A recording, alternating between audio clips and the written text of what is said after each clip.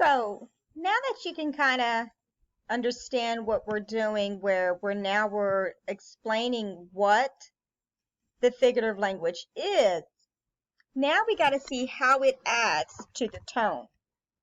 How does it create a tone or add to the tone of the story, okay? So let's look at this little paragraph again. Now we said this right here, this first sentence is a simile, and it was talking about the room was really dark. Okay. Now, what we have to think about now is, okay, so what kind of tone is this adding to the story or to this paragraph? So the room was as dark as a moonless night on a deserted highway. So I already kind of explained what that means. Like I said, the room was really dark because if you're on a highway with no light, it's pretty dark and it's pretty scary too. So if I were to look what kind of tone this would be, I can always go back. Here you go, my tone words right here. And so let's see, look at my synonyms, okay? Something that's kind of dark, gloomy, a little scary. We can totally do depressing, but demoralizing, I think that's not the right word I'm looking for. Let's see, malevolent, puzzling, not puzzling. Let's see. I would have to say it's kind of gloomy, pensive, melancholy. Okay, that's a negative word. Oh, threatening, ominous. So if you're walking on like I said, a highway with no light, it's pretty dangerous or threatening. I can say it's probably menacing right here.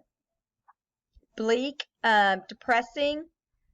So as I'm reading that sentence, like I said, these are the kind of tones I'm thinking of right here: gloomy, depressing, threatening.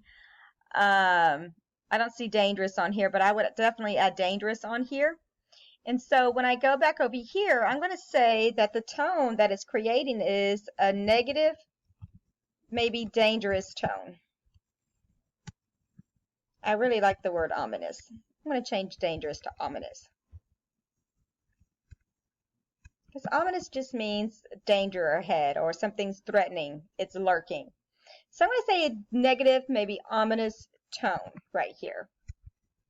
Okay, and so that's what you're going to do. I'm sorry, this is how you're going to see how the figurative language creates or add the tone. And if we read the rest of the paragraph, I'm pretty sure it's negative too. So let's look at the second one we did together for figuring out. We did the personification. Change that to a lighter color.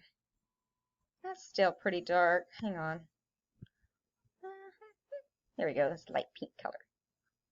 Okay, so now we're going to do the personification and see.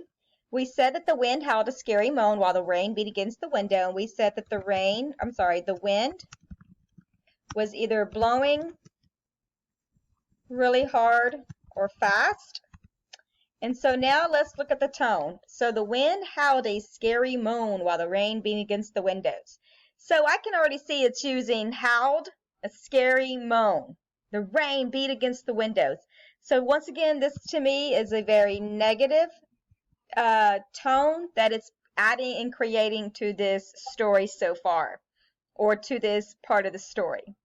And so being negative could also be ominous, scary. You can put frightening down if you want. So those are the tones that I'm picking up while I'm reading. And so that's how figurative language can create or add to the tone of the story.